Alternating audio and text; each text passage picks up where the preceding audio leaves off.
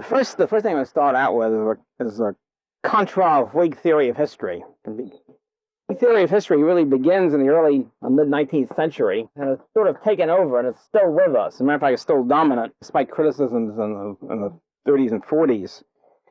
Basically, what the Whig theory of history says that history is an inevitable march upward into the light. In other words, step by step, the world always progresses, and that this progress is inevitable. Now, the Whigs themselves were kind of lovable. They were moderate classical liberals, I guess, in favor of, and they when they coined the theory in the 1830s, 40s, and 50s, there was a certain amount of justification for it, in the sense that, indeed, if they look back on the past, things seem to be always getting better and better. There's an increase in freedom, an increase in civilization, and standards of living, and science, and knowledge, and so forth and so on. And so they came to unfortunately made this impressionistic conclusion into a doctrine, and saying that all this is inevitable. Where if this is 1870, we're always better off in every way than 1860, etc., etc.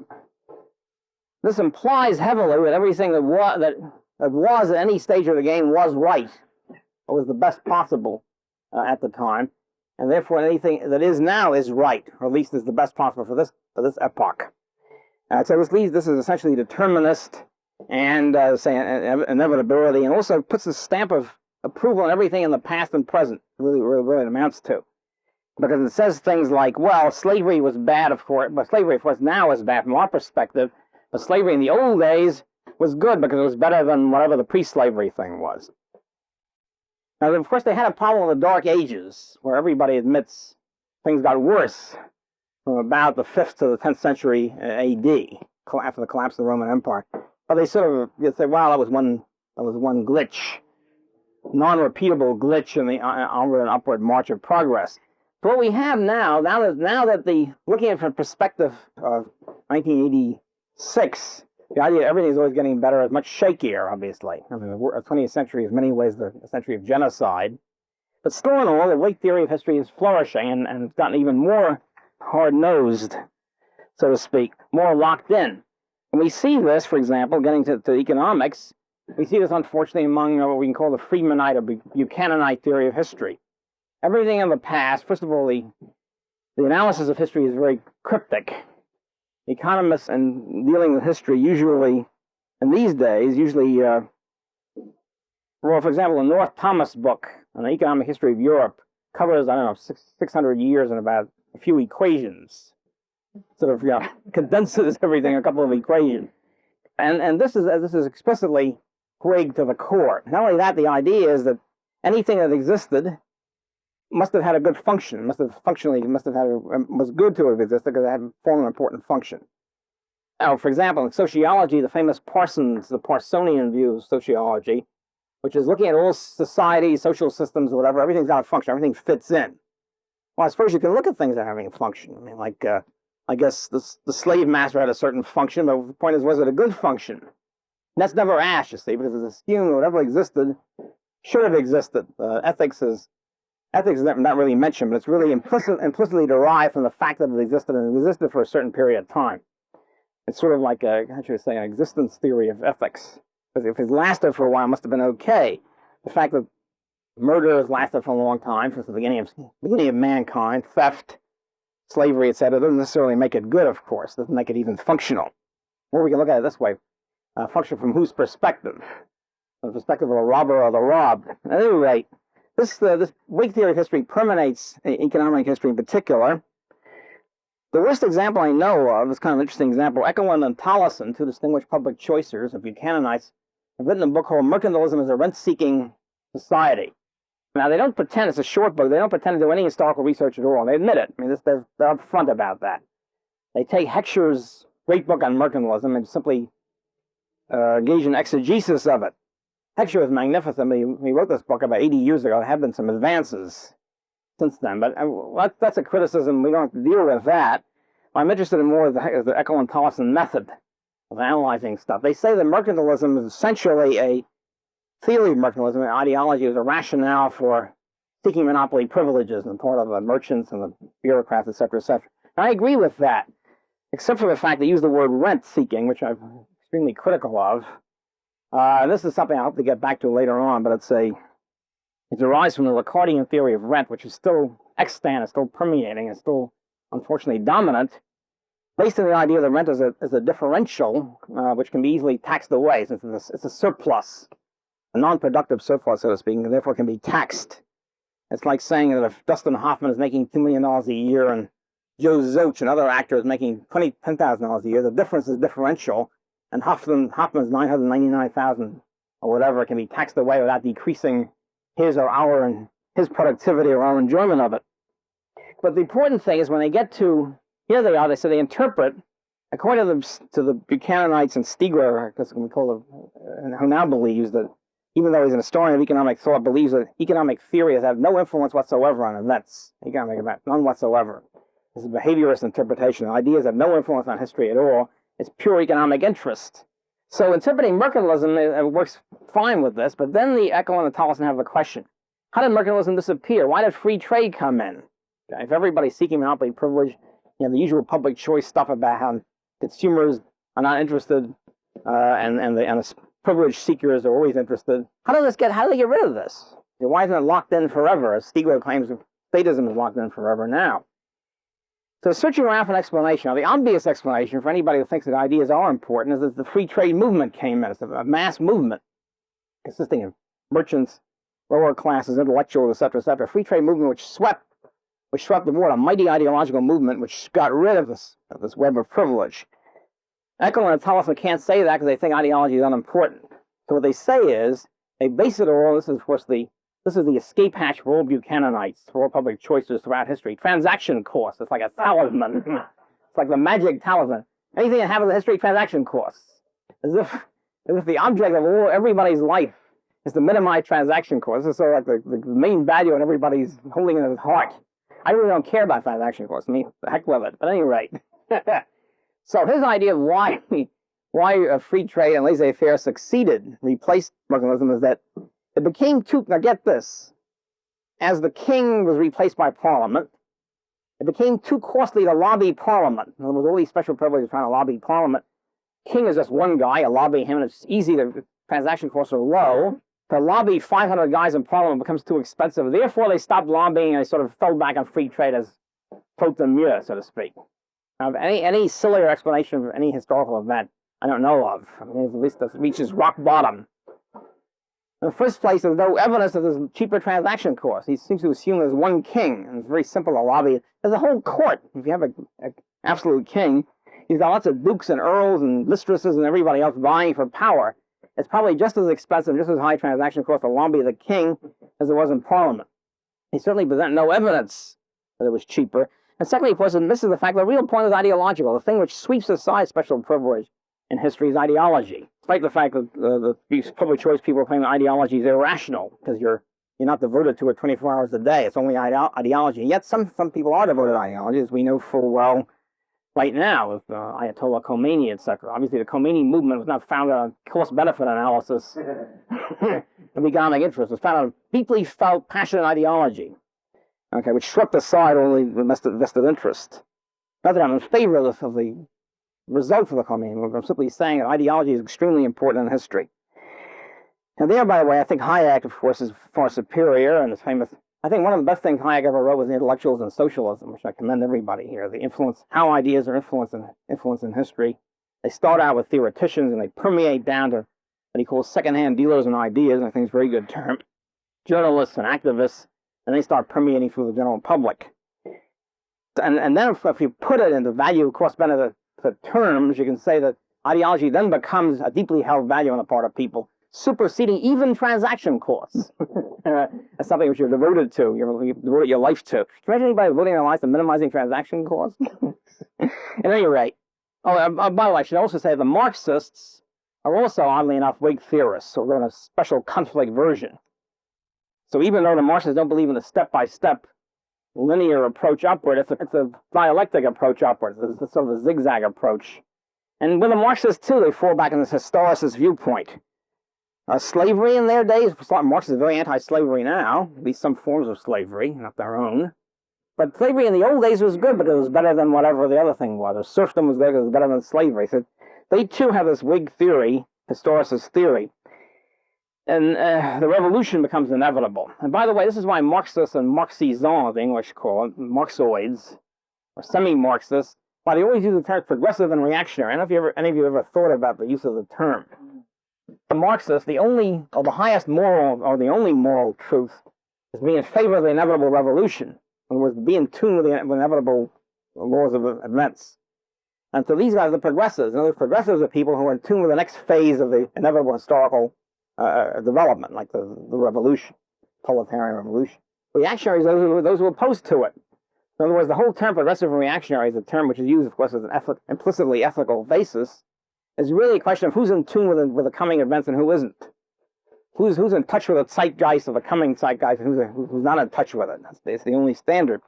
By the way, Schumpeter had pointed out in one of his Capitalism, Socialism, Democracy, I think this introduction was second edition, he said, Schumpeter claimed that socialism was inevitable, but for very different reasons than Marxists. He claimed basically it was inevitable for one reason, because capitalism breeds intellectuals who subvert it. At any rate, he said, people say that because I think that socialism is inevitable means that I'm in favor of it. Quite the contrary. Why can't you look at your boat? You're in a canoe is leaking, and you think the sinking is inevitable. It doesn't mean you're in favor. You can try to fight against it and postpone it as long as possible. So at any rate, according to the Marxists, of course, the inevitable means it's the good. Okay, so to conclude about the Whig theory of history, I think the major, deeper underlying problem is that since people have free will and have freedom to make choices, history is not really determinist. There are no determinist laws of history.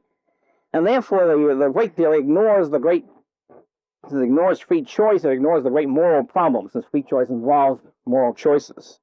And they don't realize that history is a great moral drama, a drama of advance, of conflicts, of retrogression, of good versus evil, etc., etc. And to wind up with my own doctrine about history, following Albert J. Nock, history is essentially a race or a conflict between state power and social power, as Nock put it. In other words, social power is a network of voluntary interaction, of the economy, of civilization, whatever, anything that's voluntarily interacting.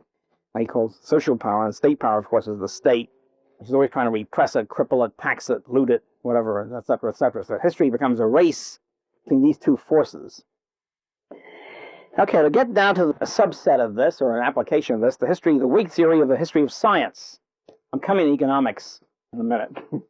Whig theory of the history of science, which is very similar, of course, to the Whig theory of history, period. And the Whig theory of history of science was dominant, probably is still dominant in high school textbooks, was dominant until the 60s.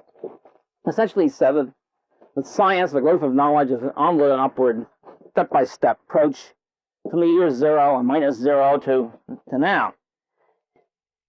Now, a lot of implications of that. One implication is you don't have to read the history of science unless you're an antiquarian. In other words, if you're a physicist in 1986, there's no point in reading some physicist in 1930 unless you're interested in the special conditions of what happened to him. In other words, you don't learn anything from it. In other words, you never lose any knowledge. Theory is that at every step of the way, science patiently tests its assumptions, its premises, and discards those which turn out to be unacceptable or false, and adds those which are acceptable. So everybody's always patiently testing their axioms or whatever, and finally keeping advancing. Therefore, we don't lose no loss of knowledge. The current textbook then incorporates all the best of everything from the year 0 to the present. This is the theory, at any rate. Here, the famous Kuhn doctrine, I think, comes in very, very neatly. The famous paradigm theory of Thomas Kuhn, called the structure scientific revolution, which is, I think it came out in late 60s. He effected a revolution, not late 60s, earlier? Early 60s. He effected a revolution in history of science.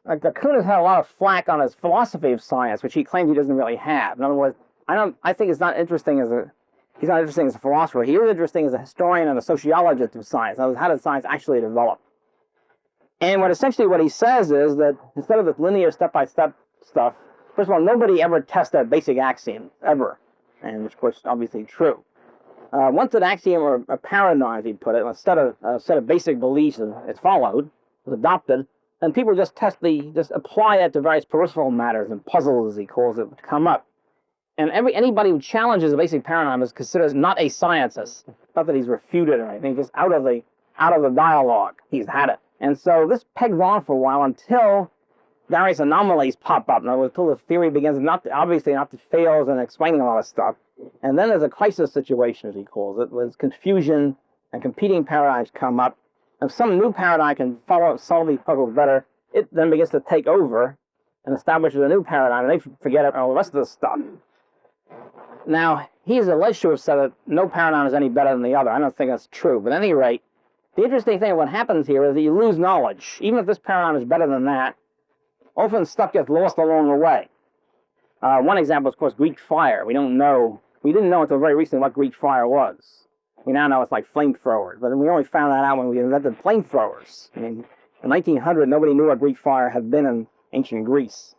Another example, of course, is the Stradivarius shellac, or whatever it is, which nobody can duplicate.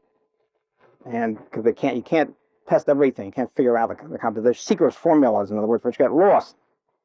Well, these are obvious, sort of blatant examples. A friend of mine is in history of science says there are certain laws of 18th century optics which we've forgotten. In other words, we know less in certain areas of optics than they did in the 18th century. But at any rate, when we get to the social science of philosophy, of course, this is much more true. Even, oh, by the way, another thing I should say before leaving this is that the old guys never change, they don't shift to the new paradigms, usually. In other words, the old guys will stick to it until they die. The people who adopt the new paradigms are the younger people, graduate students, college students, who are not intellectually locked into the old paradigm.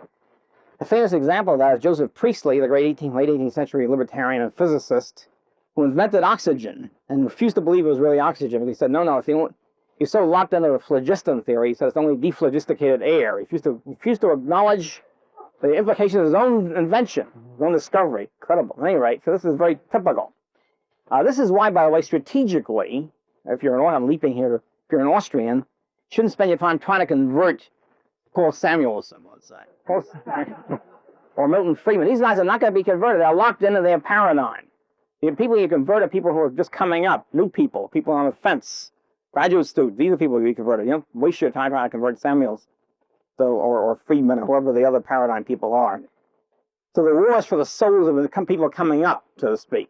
Now, obviously, it's pretty clear that in social sciences, economics, philosophy, etc., there's even more of this, is because there's less testable stuff, obviously. So that if this is true in science, physical science, which I think it is, it's all the more true in social science, economics, and stuff, where you can really lose knowledge very drastically, because you can replace a good paradigm by a lousy one.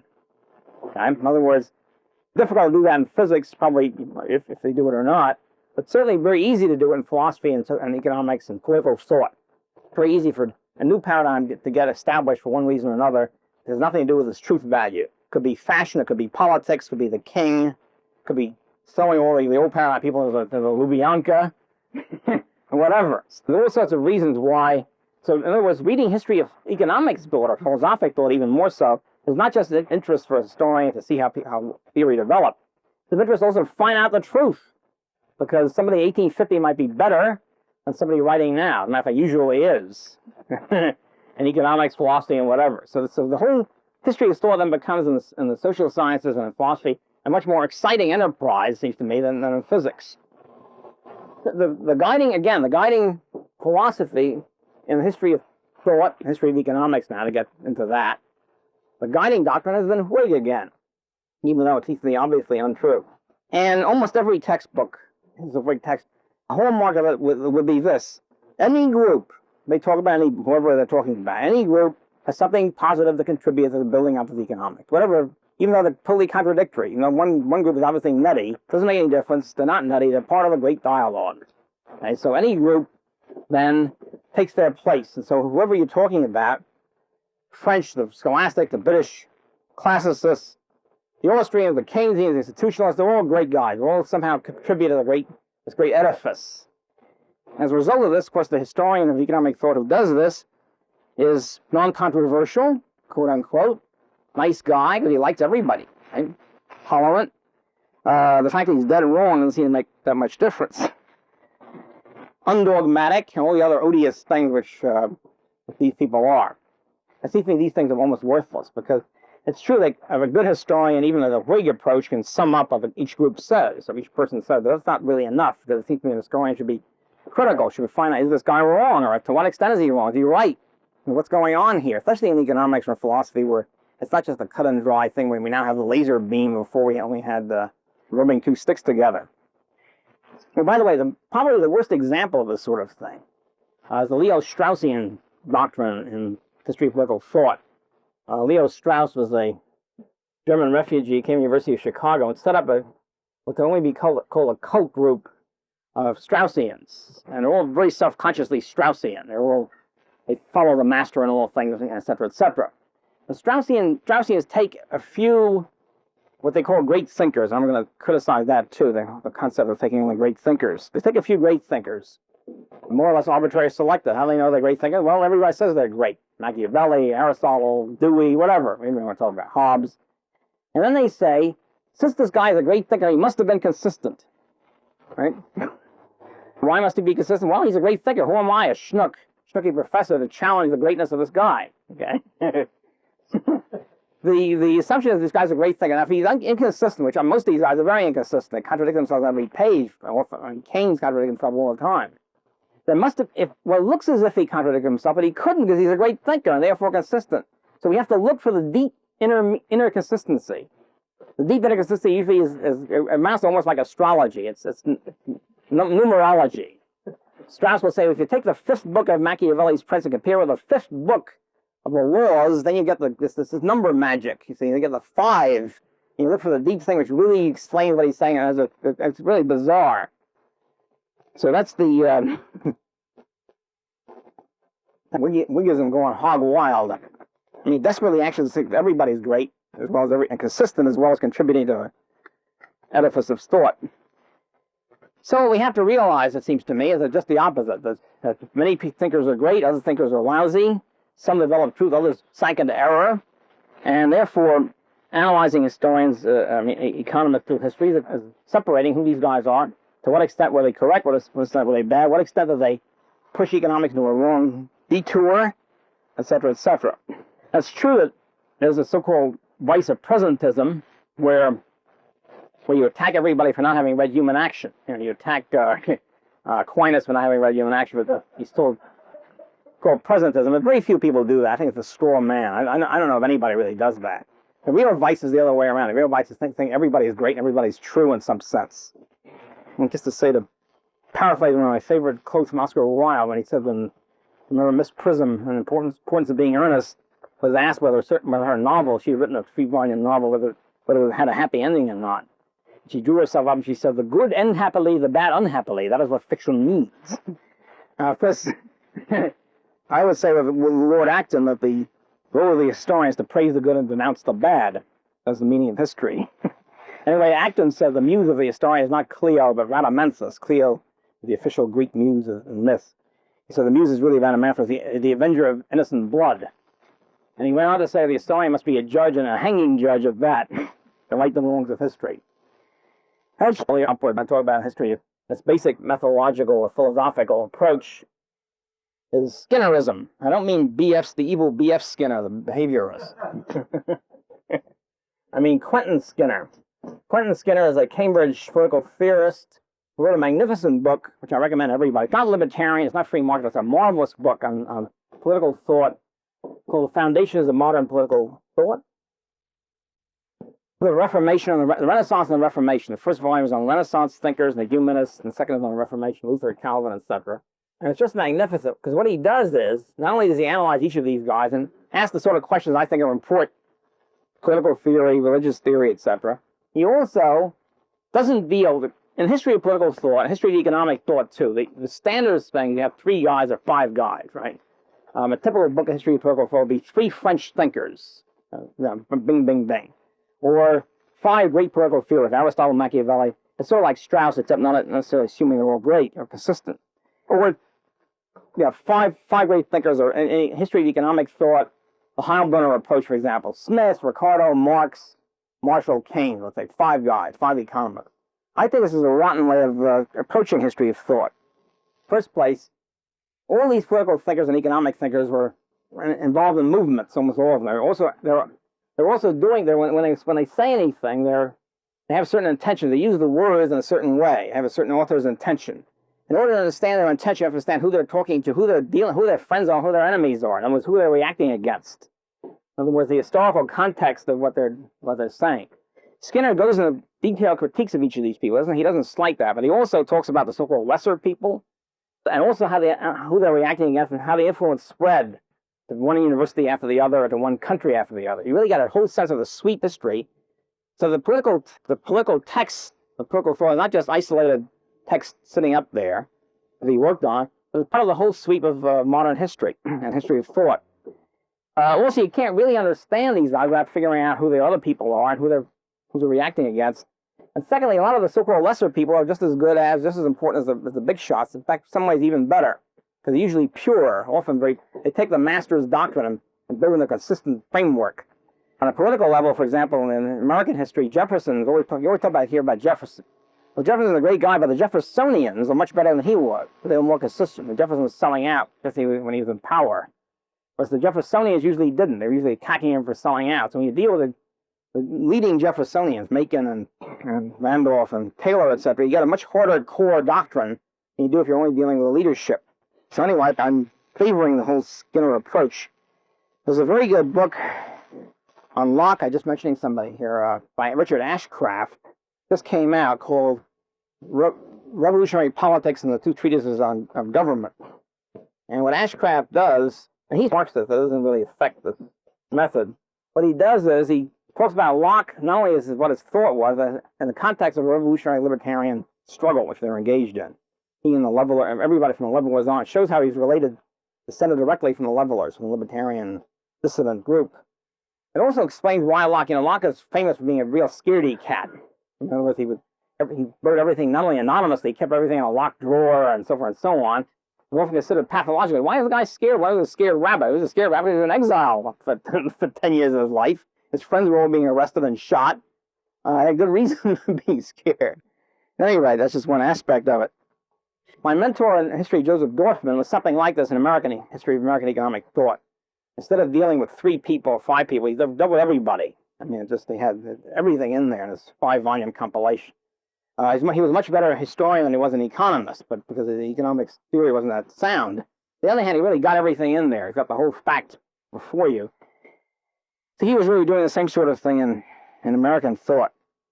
I admit, of course, that this means that historians has to engage in a lot of work. It's much easier to take 3 texts, 3 guys, and just talk about it. It's much more difficult to find who the other people are. But that's the way life is, as Mises once used to say.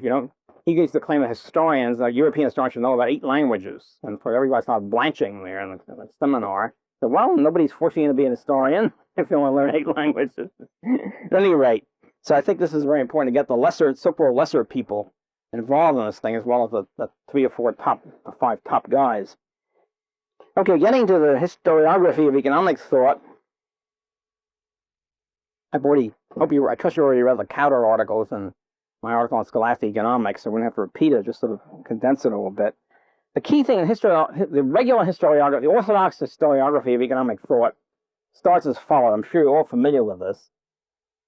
There are a bunch of mercantilists running around talking about specific things like should the government keep bullion in the realm, or should we have tariffs, etc., etc.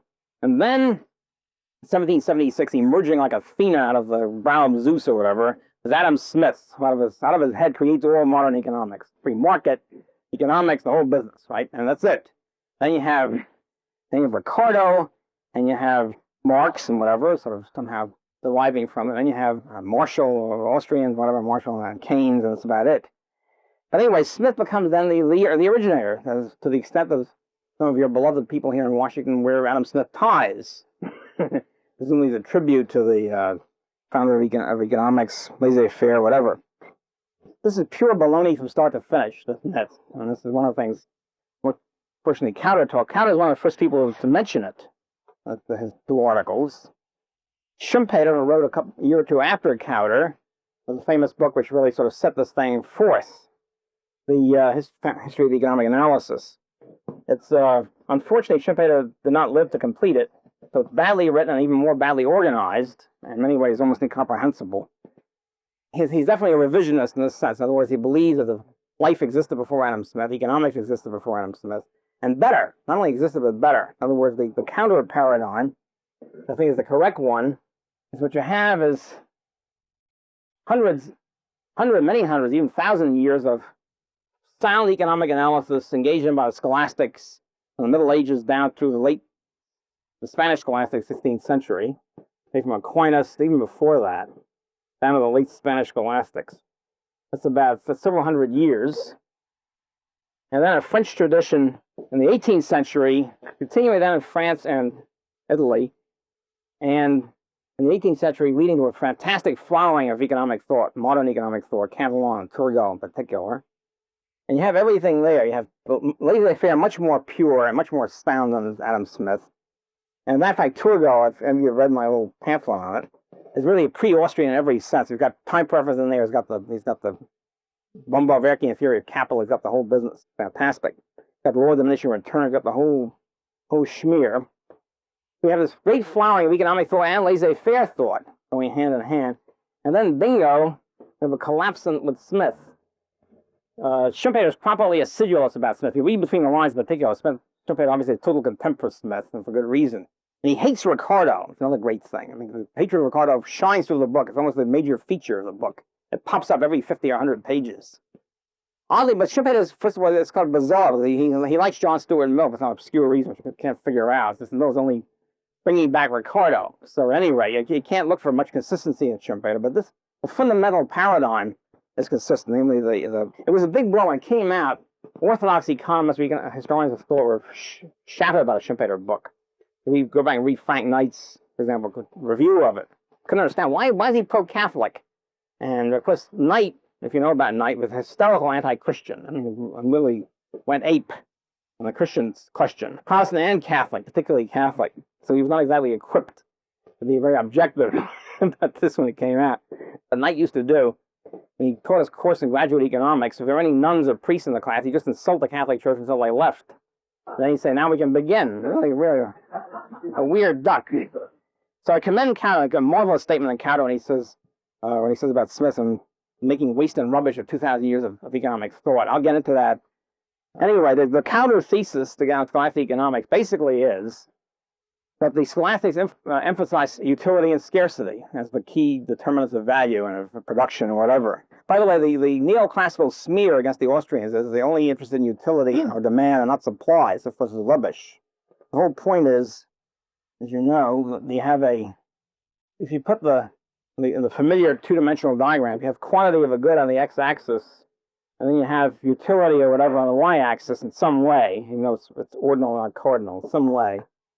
Be very broad about it.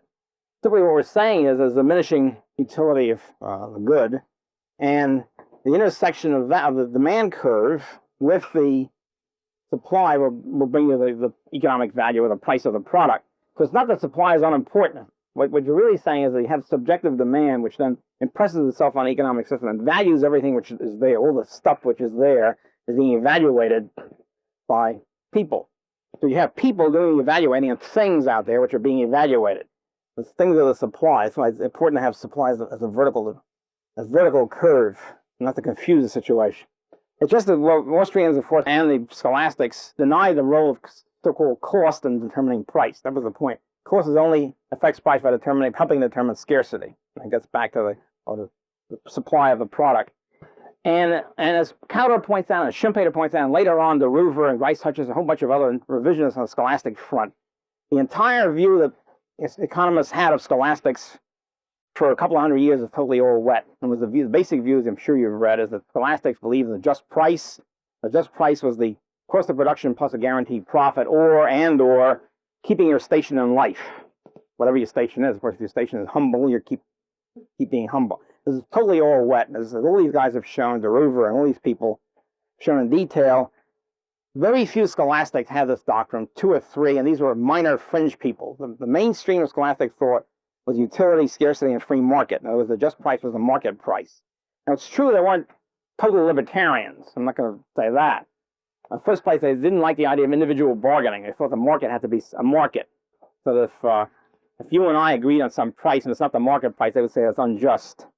And second of all, they were not against price control. They thought the price control could also be just. But that's very far from saying that something else is to replace the market. And basically, they were pro-market people and very keen market analysts. The only thing I want to say about Scholastic personally is one of the best of them, magnificent character, Pierre de Jean Olivier, who wrote about 1400. who was not only a great market analyst and the inventor of sophisticated utility theory, even down to marginal utility theory, he was also an extreme spiritual Franciscan, or rigorous Franciscan, in other words, extreme pro-poverty person. The Franciscan movement started out as pro-poverty, and then with the pledge of poverty. Then as the Franciscan church began to accumulate money from donations or whatever, they began to have second thoughts and began to be more realistic about the whole thing. And then the rigorous wing of Franciscan were high of all the thing you guys are selling out the Franciscan doctrine, Franciscan heritage. And all of these extreme the leader of the Provençal group of extreme pro-poverty people. I mean, he's emaciated. Obviously, since Franciscan, even real Franciscan didn't eat much, more like the rigorous Franciscan. I mean, very poverty-stricken, sort of like a movie character, you know, very skinny, wandering around. And he was a great, sophisticated market analyst. It's amazing. It's one of the great anomalies in the history of thought. The only thing the scholastics were weak on was what's called usury question, thing which really discredited them eventually. And they had a real problem. They couldn't understand time preference. And after all, nobody until Turgot really understood it. You can't blame them that too much. They couldn't understand why you should charge interest on a riskless loan. And they understood about profit. They understood about opportunity cost. They got the whole thing down. Just the time preference was their major weakness. Even with that, however, the scholastic managed to sophisticate the whole thing, and they just avoid the whole business with brilliant maneuvering to allow usury anyway. But the brilliant maneuvering, of course, was evasive and therefore was open to attack. The other counter thesis is that it's not an accident. And this is when I first read this, I thought this is very interesting but speculative. I now think there's a lot to it. I think getting deeper into it, that it seems to be no accident that the only labor theory of value people, in other words, in the history of thought, you have 1,000 years of scholastics or several hundred years of consumption theorists and utility theorists. All of a sudden, the labor theory pops up. According to Count, there's no accident of the Calvinists. It's only among Calvinists that labor theory of value flourished. Calvinists believing in the divine obligation for labor. In other words, almost labor as an end in itself. Whereas Catholic thinkers tend to be in favor of consumption, moderate enjoyment, and labor as a means to an end, which is more or less the economic way of looking at it, so to speak. Whereas the Calvinists tend to be anti-enjoyment and want to keep consumption limited to a minimum, and really to fuel your continuing labor. I'm not saying every Calvinist is like this or every Catholic, but I think as a broad summary, I think it's pretty accurate. If you look, for example, in Scotland, we have Catholics and Calvinists living side by side. Catholics are always attacking the Calvinists for being dour, standoffish, unfriendly, etc., etc. And the Calvinists are attacking Catholics for being lazy, shiftless, drink a lot. They're probably both right, anyway. But the thing is, that's the sort of difference you get. This seems to hold through throughout. Catholics tend to be much more relaxed, so to speak.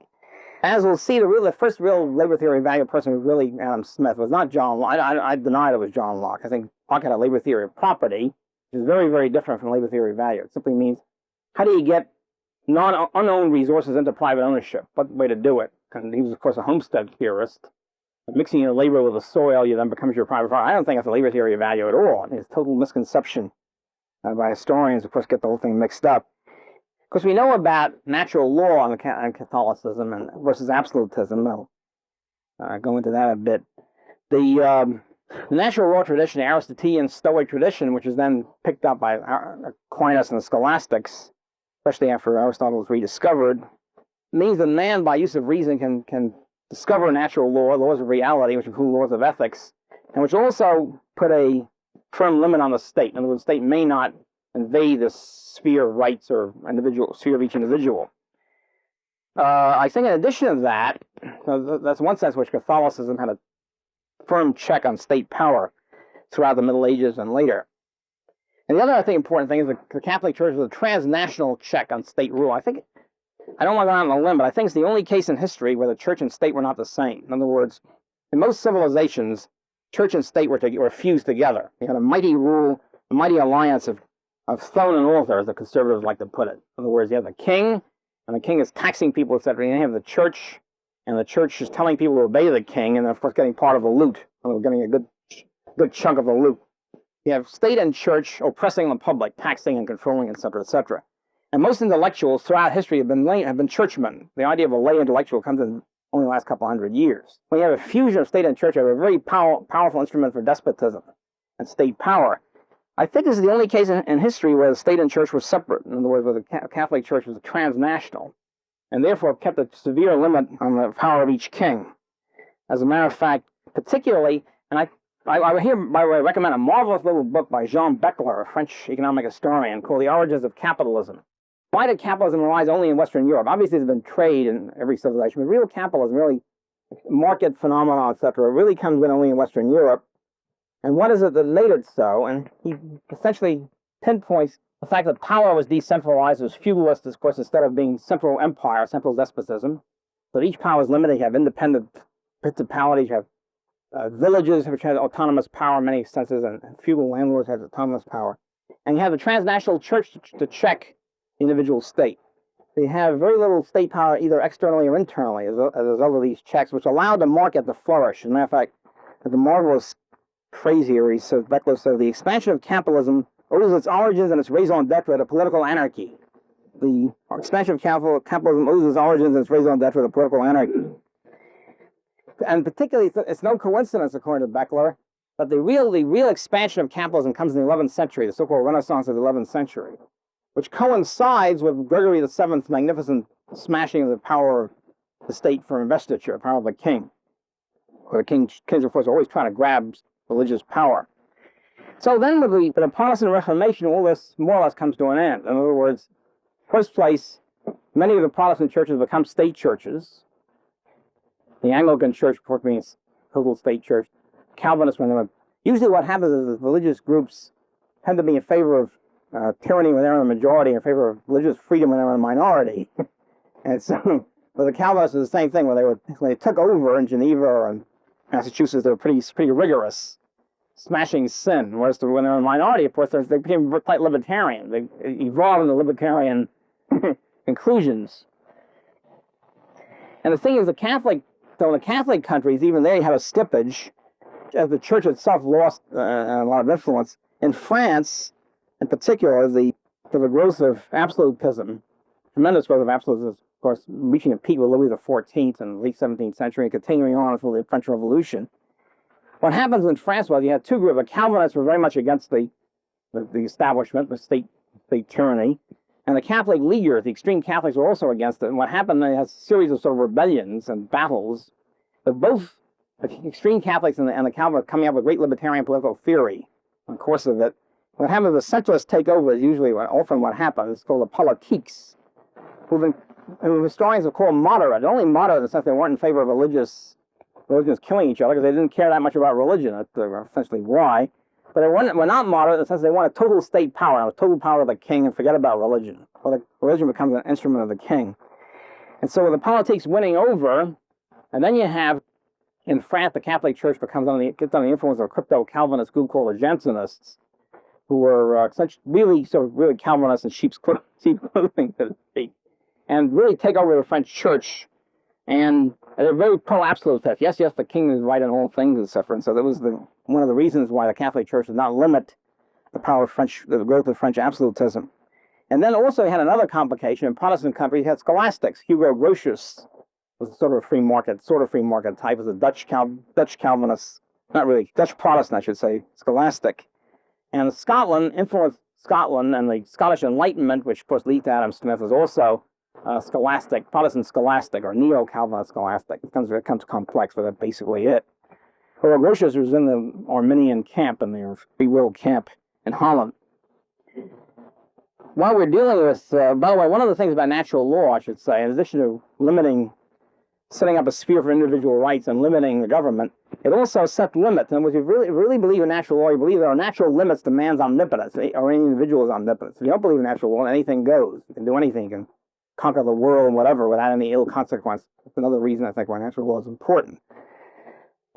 I just want to mention absolutists thought in Anglican England, Tudor and Stuart, in the 16th, 17th century Anglican England. Of course, the British church, Anglican church, was a straight state church.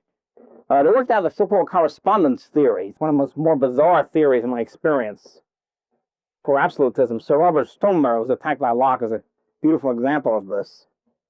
Here it's called by analogy or by correspondence, the argument by correspondence. Namely, You have a hierarchy of power throughout the world.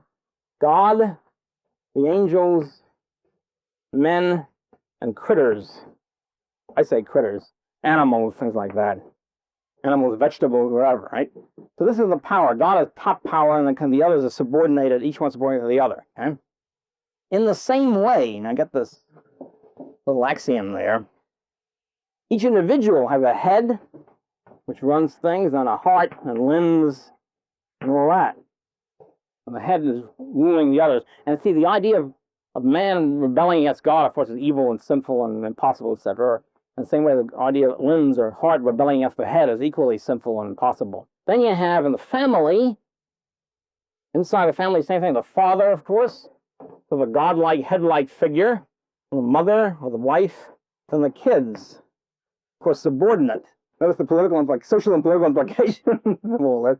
And then, of course, with the state, the king, similarly all-powerful nobles, middle class, serfs, etc., foreigners, whatever. So this is the this is the big argument for royal absolutism. It's not an argument most of us find convincing, compelling. And the right-wing Rotians, the two circle, known as the guys known as the two circle, had a view of consent. Everybody had consent. Everybody had natural rights of consent and so forth and so on, or absolute right, except some shadowy time in history they surrendered all these rights to the king in perpetuity, and they can't get it back. That was the two circles argument for absolutism. The formalists said, no, that's a sellout. Once you start with rights and consent, you're going to slip yourself to lead directly to anarchism. And the Senti was right. Hobbes was a moderate compared to the two circle. Hobbes was a liberal deviationist from the two circle. He believed that, yes, everybody surrendered all their rights to the king in order to keep the peace, etc. But if the king is really coming at you with a gun and just about to shoot you, you have the right to run away. That was this one concession of right. Of course, the two circle said, you have no right to violation. Bear your buck-in. The king's assault. And then, of course, there's the libertarians or classical liberals, of levelers and Locke, etc., who are essentially either Calvinists or Protestant independents. We talk a lot about religion so far, but so far it's been fairly familiar. The labor theory of value, utility and scarcity, and natural law. Now I'm coming to another section, another part, which is not as familiar. Other aspects of religion and theology, which are also extremely important. I want to mention the thing in Newsweek last week, timid text, short shrift for religion.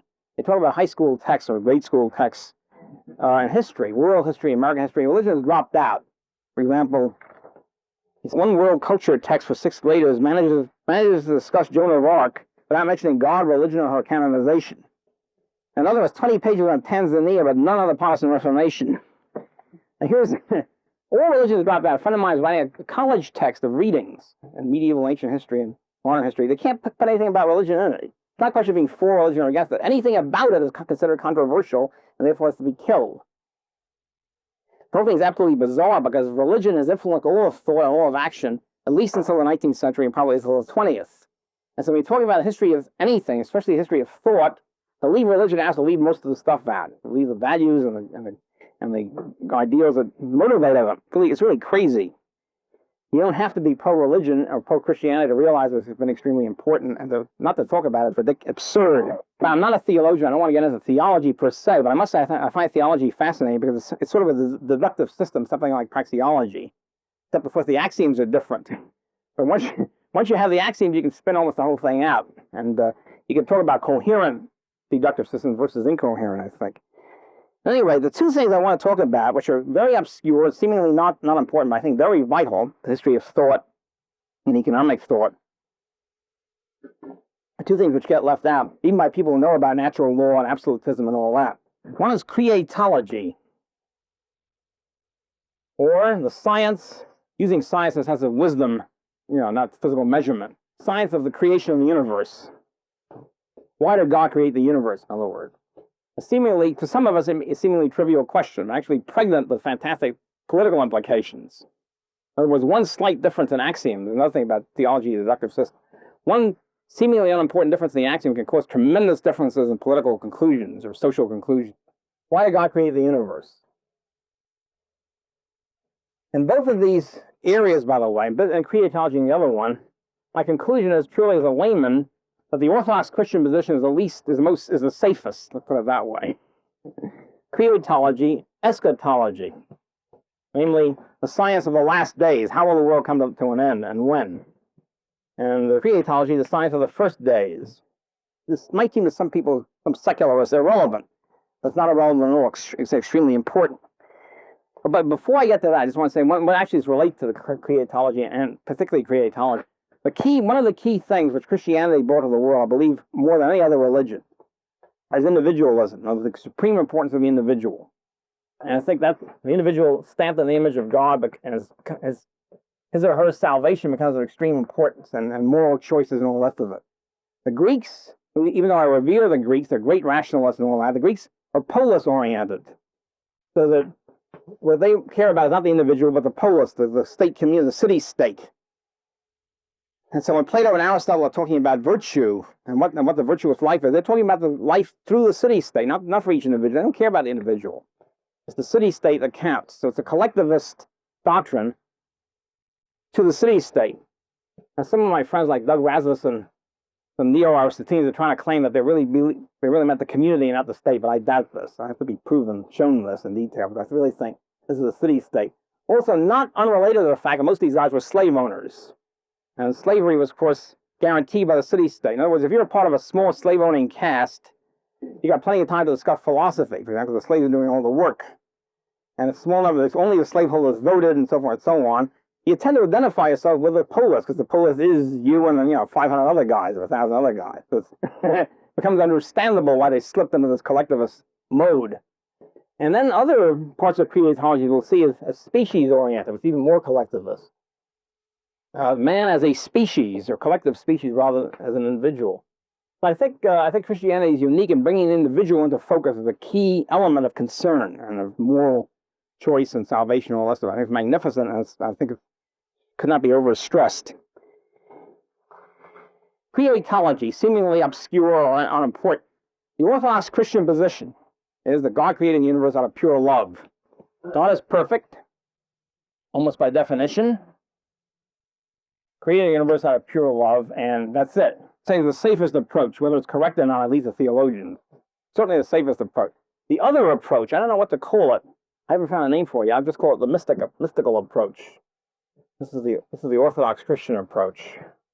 The mystical approach is that God created the universe out of felt need, out of what Mises would have called felt uneasiness. God was lonesome, right? God was imperfect and needed creation of the universe. So what are the implications of this? The implications are that the way this works in the picture is that at the beginning, God and man were united. It's very difficult for me to make sense out of this. I'm trying my best. God and man were united in the sense that they were fused together. There was no man. Obviously, man hadn't been created yet, but in some sense they were united.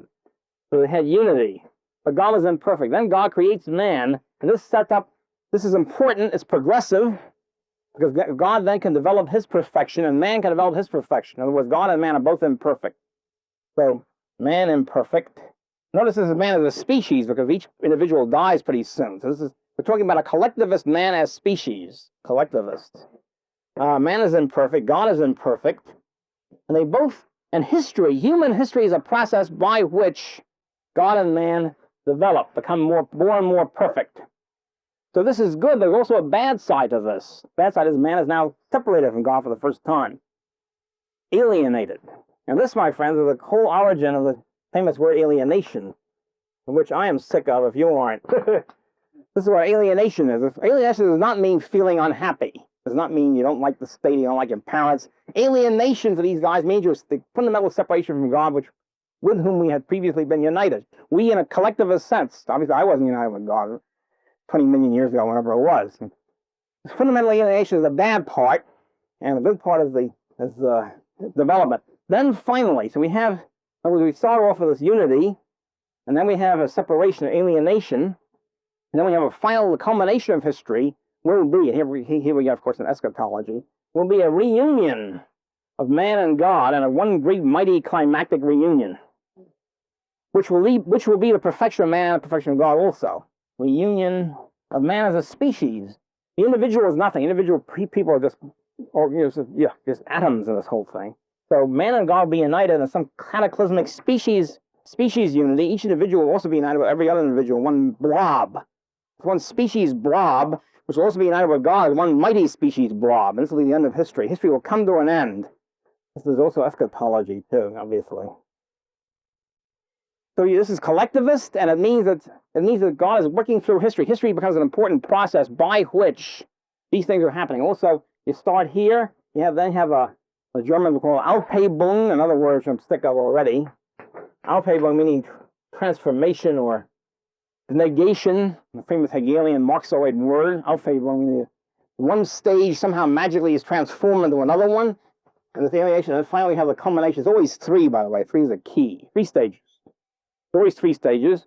And the third stage will be the mighty, fantastic one. The blobs that are united to each other. There's a great phrase, I can't refrain from reading this. One of my favorite writers of all time is G.K. Chesterton. And he's talking about the social theory of Annie Besant, who was a Fabian and theosophist, from, of course, an Orthodox Catholic position of this mystical theosophist viewpoint, where all individuals are blobbed in to each other, and you have the final super blob. So this is the alienation. This is the dialectic. This is the famous dialectic where one stage of history is transformed, magically transformed into its opposite, into something very different, and finally transformed into the final climactic. Now, some of the big shots in one of the things, by the way, about this is, of course, the problem of evil is solved. The problem of evil, of course, as you all know, is the problem, if God is good and omnipotent, how come you have evil in the world? Okay, this is, of course, a famous theological problem. By the way, my favorite solution to this is an unorthodox one by H.L. Mencken, who's also my favorite writer. Mencken said that, well, God was created by a committee of gods, each of whom are omnipotent and benevolent, but they just being a committee, they screwed up. It was extremely charming doctrine. One thing it does is that several different solutions for the problem of evil. In other words, the Orthodox Christian solution is that man is created, individuals are created with free will who are free to either choose good or evil. But this solution says, the mystical solution, there is no evil. All seeming evil is really part of the good process, the process of the dialectic, which ends up in a mighty blob, fusion of the blobs. There's no evil in the world, but it's all taken care of. Anything that happens is part of the inevitable process, all inevitable. They said sort of like a Whig theory in some crazy way. And it winds up with the final fusion, and all processes are inevitable lead to that. Now, some of the big shots in here, Plotinus was probably the first one, a 3rd century Roman Platonist, a sort of Neo-Platonist.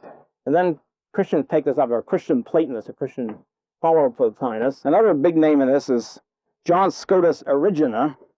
By the way, if you want to get more on this, there's a marvelous book, of course, by Leszek Kolakowski called Main Currents of Marxism, which is the first volume which deals with the philosophic roots of Marxism.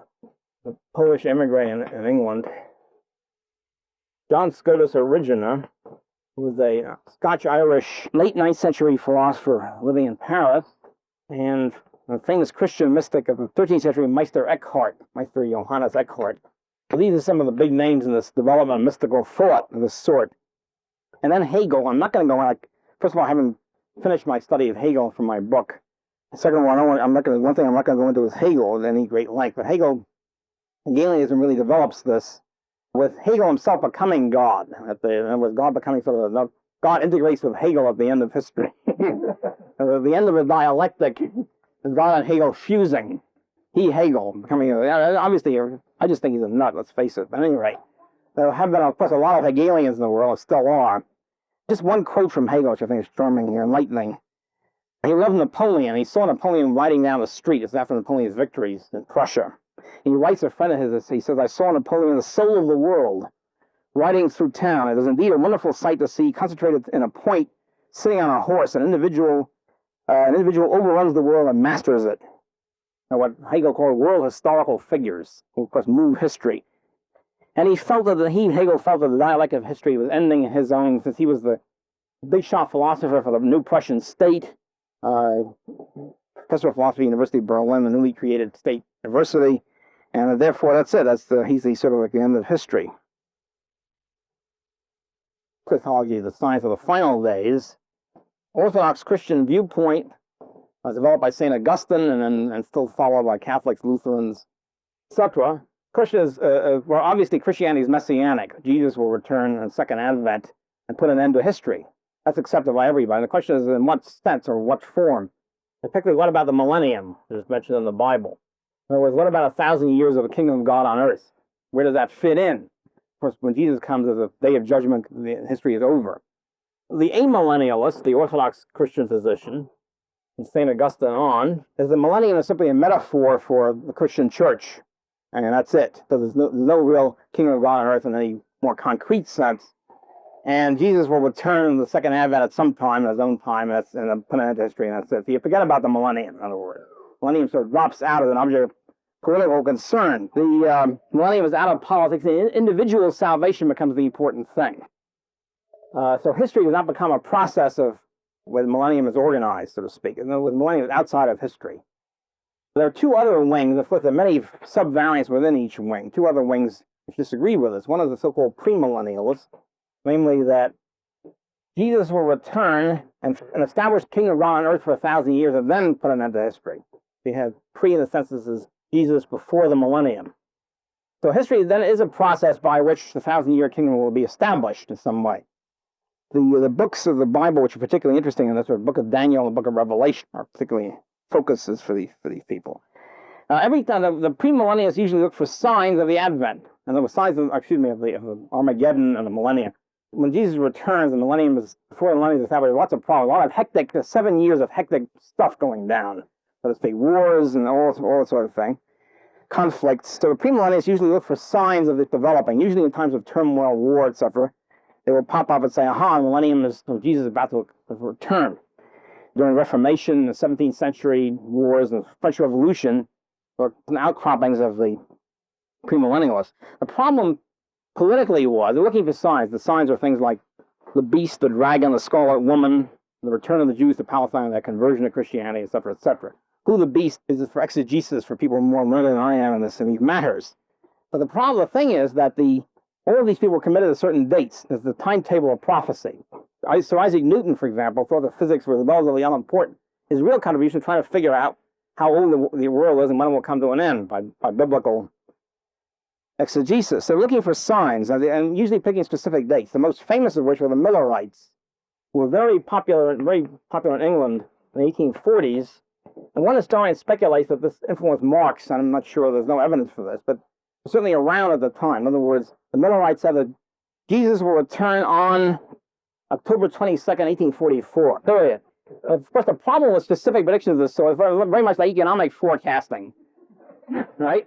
What do you do when October 23rd comes around? There ain't no second advent. Now, that's the big problem for prophets of this sort. And so Millerism became discredited. Usually what they do is they say, "Oh, sorry, my calculations are slightly off. It's really 1864 or something like that." But basically the Millerites went to, sort of had it. And it was succeeded by a new theory, which established essentially current, what's known as fundamentalism now, premillennial fundamentalism, the theory of dispensationalism, invented by John Nelson Darby, the English pre-mill, which is that, the thing is, you can't have this timetable. Timetable stops when the Christian church is established. Christian church, as they call it, is a big parenthesis. And so the prophecies of the timetable stops. It will only resume at some date, which might be soon, but we don't know. So this gets them off the hook, so to speak. You don't have to predict a specific date. Let's go looking for signs. Now, politically, the pre-mills are not that important, except there's always a problem that if you think Armageddon, the great war between good and evil, is about to arrive, you might be tempted to try to speed it up a bit. And, if your finger is near the nuclear button and you're a premillennial, you might be tempted to sort of speed the timetable along. Outside of that, there's not too much political implications for this.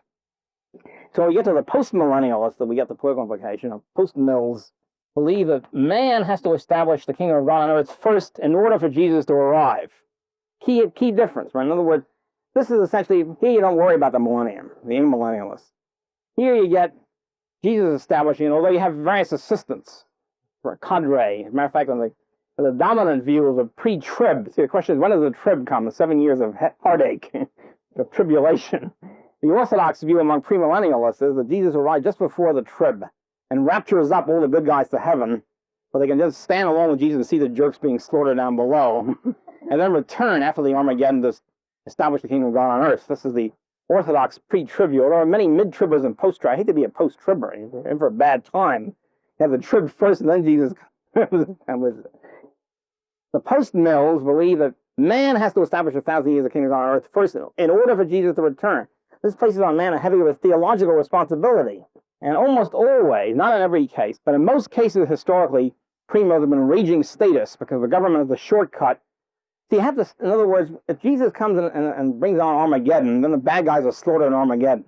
But if man has to establish the kingdom of God on earth first, it means the bad guys have to be some way eliminated by human means, either by slaughtering the bad guys, as one version, or else gradually by the government sort of stifling them, another version. But at any rate, the post-mills almost always turn to the state to be the great instrument of bringing on a kingdom of God on earth. And this is where it becomes extremely important. I think basically I believe with Erich Vogelin is a famous Christian political theorist who died recently. He was a Austrian, Swiss, I think, originally. But anyway, he was also a student in Mises' seminar, anything that means. But Vogelin's turgid writings, his basic guiding theme was, don't immanentize the eschaton. This is a very complex way of saying, I think, something very important. Don't immanentize the eschaton. Sort of a Germanic way of saying something important. Namely, if you bring eschatology, in other words, if you bring the millennium into human history, you're in trouble. The Orthodox Christian view, amillennial view, is the last days, kingdom of God or whatever is up in heaven. So you don't worry about it on earth, so to speak. If you bring it down onto earth, if you immanentize it, and let's make it immanent within the earth, within human affairs, within human history, and you have all sorts of problems. You have people that kind of stamp out sin by fire and brimstone, etc., etc. And that, I think, is an important insight by Vogelin, in spite of its sort of jargon formulation. Okay, thank you very much.